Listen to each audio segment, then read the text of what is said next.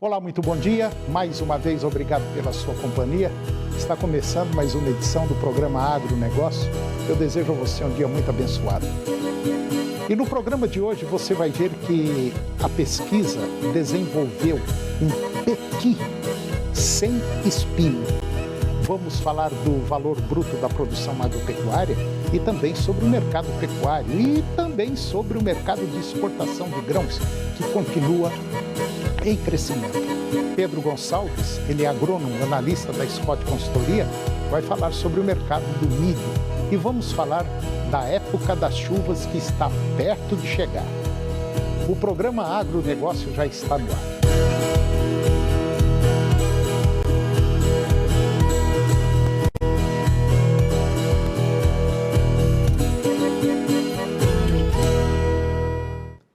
Eu começo o programa de hoje falando sobre o mercado de exportação de grãos, que continua em crescimento.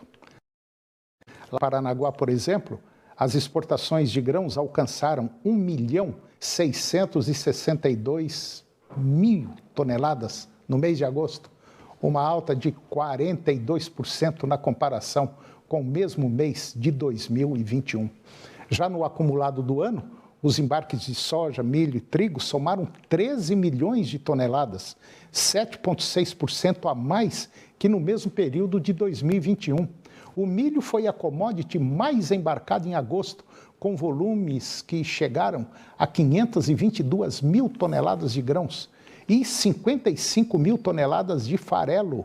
Já no caso da soja, as exportações de grãos em agosto recuaram 8% na comparação com o mesmo período do ano passado, para 787 mil toneladas.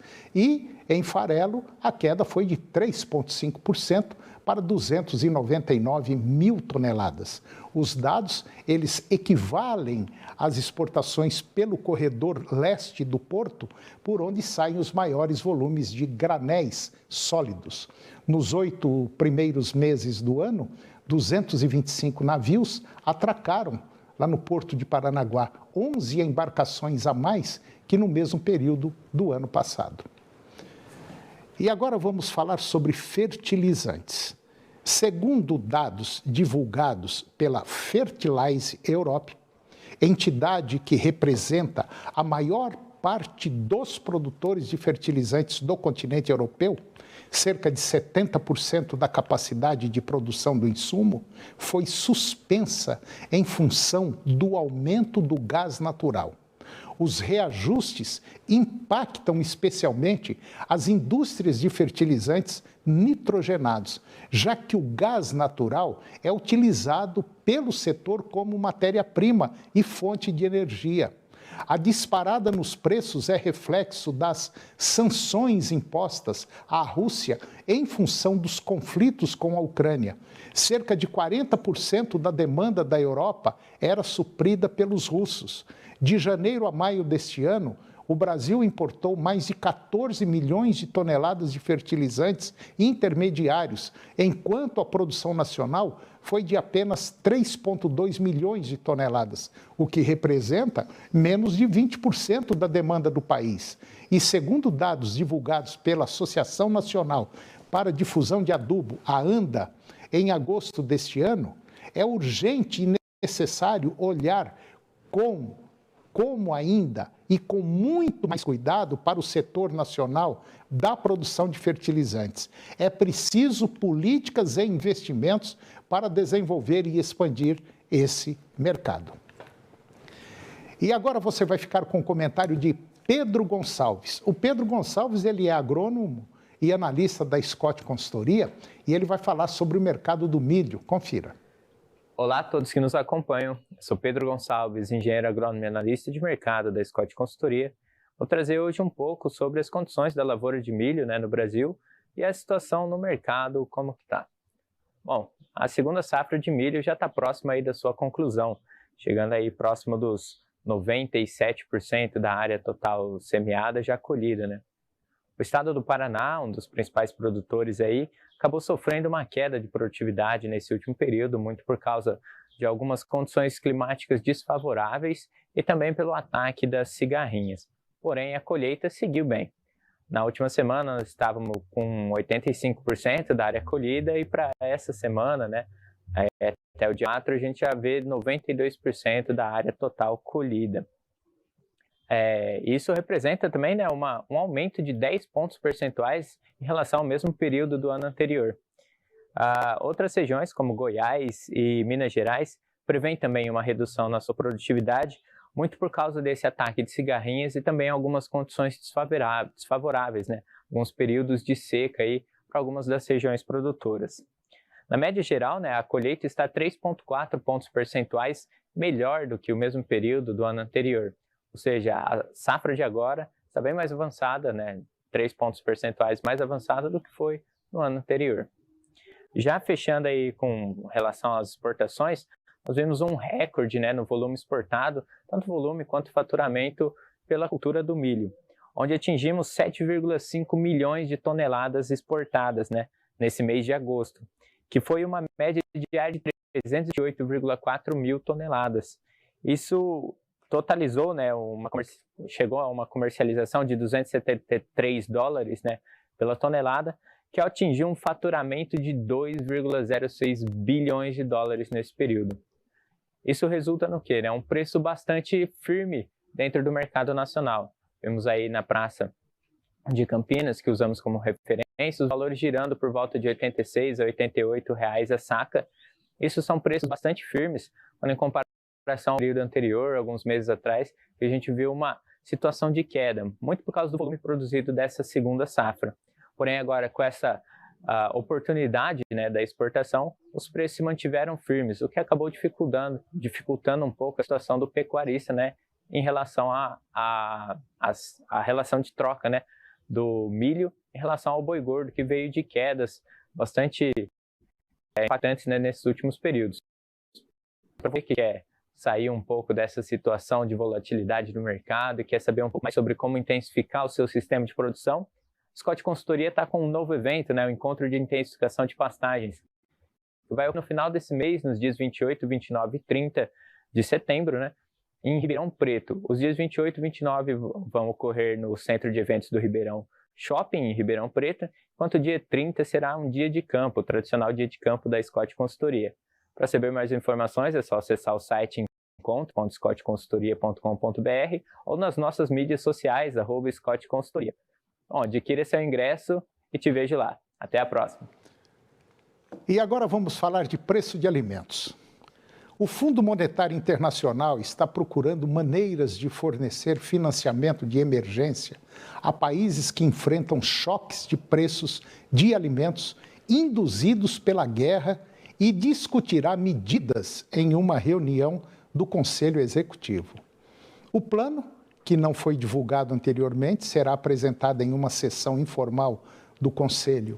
Os preços dos alimentos subiram em todo o mundo após o início da guerra, devido às rotas de abastecimento bloqueadas, sanções e outras restrições. Embora um acordo mediado pela ONU, que permitiu a retomada das exportações de grãos dos portos ucranianos no mês passado, começou a ajudar a melhorar os fluxos comerciais e preços mais baixos nas últimas semanas.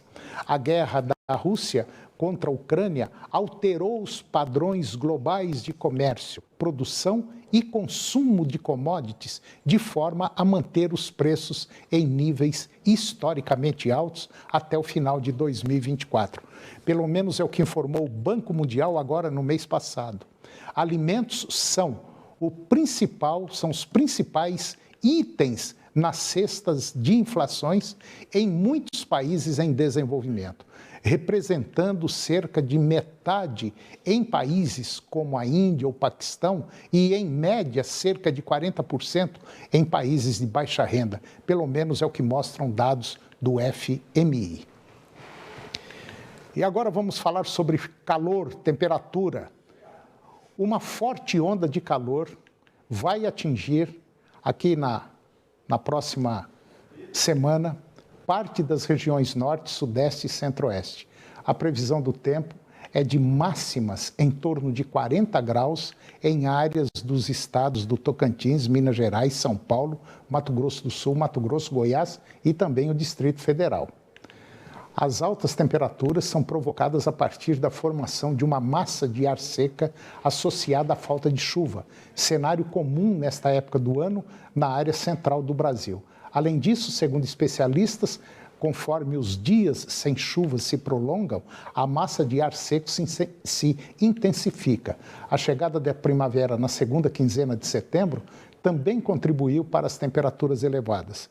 A partir da última quinta-feira, dia 15, há uma pequena possibilidade de chuva nas localidades mais afetadas pelo calor na área central do Brasil, o que vai amenizar as temperaturas, apesar de permanecer abafado.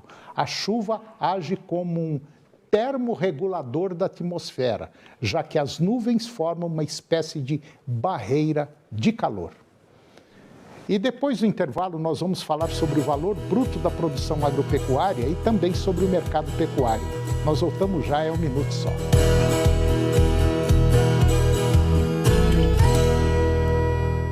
Um grande abraço para você ligado aqui na programação da TV Serra Dourada SBT. Nesta quarta-feira, logo após o Jornal do Meio-Dia, ao 12h40, chegamos com o Serra Dourada Esportes e todos os detalhes do grande jogo do dia, Cruzeiro e Vasco, valendo vaga na Série A do Campeonato Brasileiro. Claro, um giro pelo futebol goiano, Vila Nova que joga nesta quinta-feira e ainda Goiás e Atlético que estão mais tranquilos nessa semana na Série A do Campeonato Brasileiro. 12h40, a Serra Dourada Esportes para você.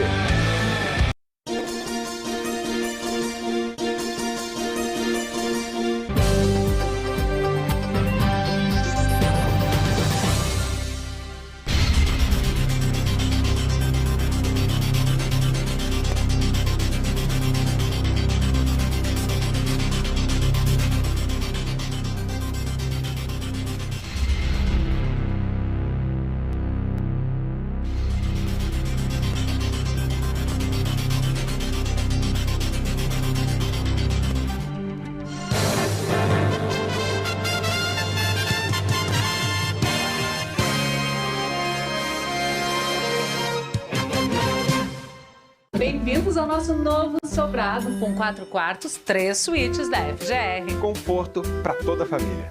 Ai, eu gostei. Com financiamento fácil FGR. E é claro, em um Jardins. Jardins Berlim. O novo lançamento da FGR.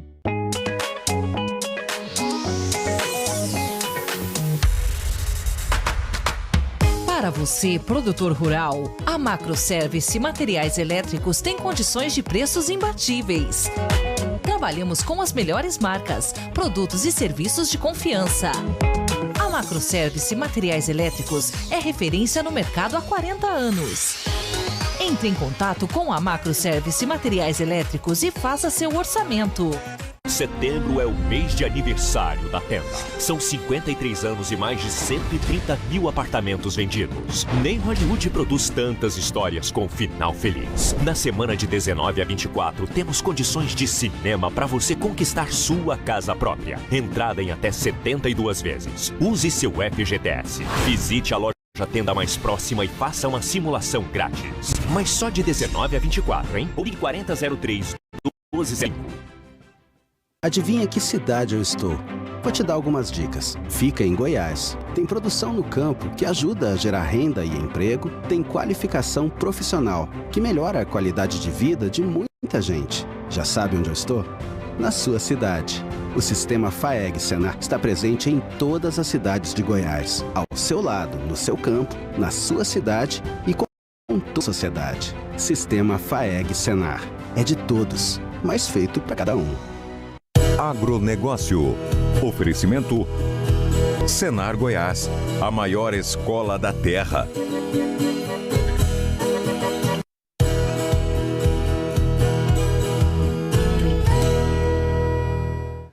Eu estou de volta e agora nós vamos falar sobre o VBP, Valor Bruto da Produção Agropecuária. É aquele valor que tudo que é produzido da porteira para dentro chamado de VBP. É tudo que uma fazenda produz. O valor bruto da produção agropecuária de 2022, que foi obtido com base nas informações do mês de agosto, está estimado em 1,207 bilhões de reais, com uma ligeira tendência de queda de 0,3% em relação ao ano passado. Em relação a 2021, o VBP das lavouras apresenta um acréscimo de 1,7%, isso real, enquanto a pecuária teve uma queda de 4,4%. A redução de preços das carnes bovina, suína e frango provocaram a queda do valor da produção deste ano. Um outro produto que contribuiu para a queda do VBP foi a soja, cujo principal fator associado à redução do faturamento foi o decréscimo da produção, já que os preços médios do ano não mostram sinais de redução.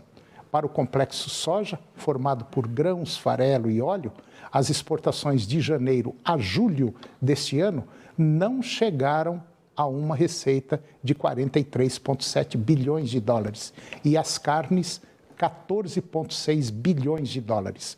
A maior parte dos produtos analisados apresentou uma contribuição positiva para a formação do VBP. Os resultados regionais mostram a liderança da região Centro-Oeste, seguida pela região Sudeste. Em terceiro lugar vem a região Sul, em quarto a região Nordeste e em último a região Norte do Brasil. Bom, e agora eu vou conversar com Pedro Leonardo Rezende. O Pedro, ele é o presidente da Emater e nós vamos falar de desenvolvimento tecnológico. Nós vamos falar sobre algo que o goiano mineiro, ele briga por causa disso, é o pequi. Nós vamos falar sobre pequi e nós vamos falar sobre pesquisa, um trabalho que a Emater vem fazendo há vários e vários anos e agora chegou num ponto muito legal. Pedro Leonardo, muito bom dia, muito obrigado pela sua presença aqui no nosso programa para falar de um tema interessante, tudo bem? Bom dia, Antônio. Obrigado mais uma vez aqui pela oportunidade de trazer algumas informações sobre essa tecnologia que vai ser fundamental, sobretudo aqui em Goiás, que a gente tem toda uma base econômica voltada à produção agrícola, produção agropecuária. Disso eu não tenho a menor dúvida. Primeiro, o piqui, vamos dizer, é uma fruta, né? Largamente utilizada aí por goianos, mineiros, baiano também parece que gosta um bocado, né? E por incrível que pareça, Goiás, apesar de ser assim um forte consumidor de piqui, a sua produção deixa a desejar um pouco, né? A maioria do piqui que nós produzimos, às vezes não sai daqui, vem de fora. E agora a Emater está com uma baita de uma novidade aí, produzindo piqui sem espinho. Agora você pode morder à vontade, né, Pedro? Exatamente, Antônio. Na verdade, a cadeia produtiva do piqui em Goiás, ela é tradicionalmente operacionalizada de maneira muito pouco profissional. O que a gente vê é aquele tipo de comercialização nas feiras, através dos litros ou em bancas rudimentares. Essa tecnologia que está sendo desenvolvida pela Emater Goiás, em parceria com a Embrapa Cerrado, tem a intenção principal de profissionalizar toda essa cadeia produtiva, dando inclusive, Antônio, a possibilidade de processamento industrial do piqui, uma vez que a grande dificuldade hoje para se processar esse fruto é a presença do espinho. Muitas vezes o processo industrial ele não é eficiente para tirar aquela contaminação com o espinho. Então, ao desenvolvermos essas variedades do piqui sem espinho, o que a gente pretende é agregar valor a esse fruto que é largamente consumido, não só em Goiás, mas no Brasil quase todo consome-se piqui. Então, a nossa intenção é agregar valor a toda essa cadeia produtiva, esperando como resultado final a melhoria da renda da produção, a melhoria da renda da unidade produtiva rural, principalmente da agricultura familiar. O piqui ele é, vamos dizer assim, ele trabalha numa forma extrativista. O sujeito pega, às vezes, um carro final de semana, isso eu tenho uma chácara aqui por lá de Bela Vista, inclusive eu já cortei o arame, fiz ali não é uma cancela, é um tal de pega-moça. Quem é da roça sabe disso, como é que eu acerto pega-moça, né? Para os caras não arrebentar mais arame, porque tem uns 8 pés de piqui, então a turma passa lá, isso é normal acontecer. Aquele pequi da feira que você compra é basicamente mais ou menos desse jeito, é tudo extrativista. O pessoal entra no mato e pega o pequi. Agora não, agora a coisa está tomando um rumo profissional e esse rumo profissional pode mudar, inclusive financeiramente falando, a realidade principalmente de pequenos produtores da agricultura familiar, que agora vai poder plantar profissionalmente falando, com tecnologia, e produzir o piqui sem espinho. Deixa eu te fazer uma pergunta, ele tem o mesmo sabor do que o com espinho? Exatamente, É a mesma Antônio. coisa? Na verdade, além de tudo isso que você colocou aqui com muita propriedade, tem outros desdobramentos importantes. Esse piqui sem espinho, ele vai ter consequências positivas, inclusive sobre o turismo gastronômico. Muitas vezes o turista que visita o estado de Goiás, ele quer conhecer a culinária local, o produto tradicional. E muitas vezes, ao degustar o pequi com o espinho, ele tem uma experiência ruim. E às vezes aquela experiência ruim que ele tem pelo próprio desconhecimento, e ali ele tem um acidente com o espinho, e aquilo é propagado.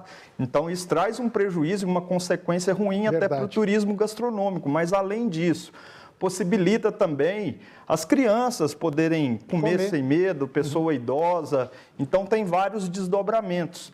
E sobre tudo isso que você colocou, tem uma outra questão, Tony, é que, na verdade, o produtor ele vai poder adquirir uma muda de procedência. Muitas vezes o produtor que quer iniciar na atividade econômica de extração de piqui, ele precisa comprar a muda clandestina, sem origem, sem saber a procedência. Às vezes até com doença. Às vezes ele até pode ser um disseminador dessas doenças.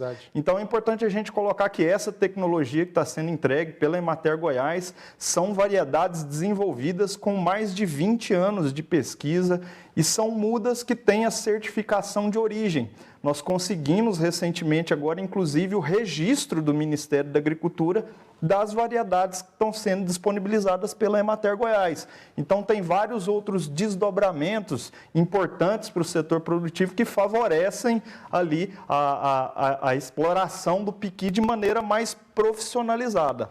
Bom, e agora no mês de novembro, vocês vão fazer o lançamento. Quer dizer, vai ser a festa do lançamento do pequi sem espinho, mas também vai ter com espinho. Então, você pode escolher com espinho e sem espinho. Os dois, tecnologicamente falando, foram desenvolvidas para plantios comerciais. Exato, e só complementando e respondendo a sua pergunta também, Toninho, ele não tem nenhuma característica sensorial diferente do piqui tradicional. Do nativo, não tem nenhuma diferença de odor, de sabor. Entendi. Pelo contrário, a gente teve a preocupação de desenvolver variedades que são as consideradas mais aceitas pelo consumidor, que é o piqui com aquela coloração mais intensa, mais avermelhada. Então, a gente teve essa preocupação de disponibilizar também variedades que são desejáveis pelo consumidor, com tamanho padronizado. Muitas vezes os restaurantes eles têm essa dificuldade.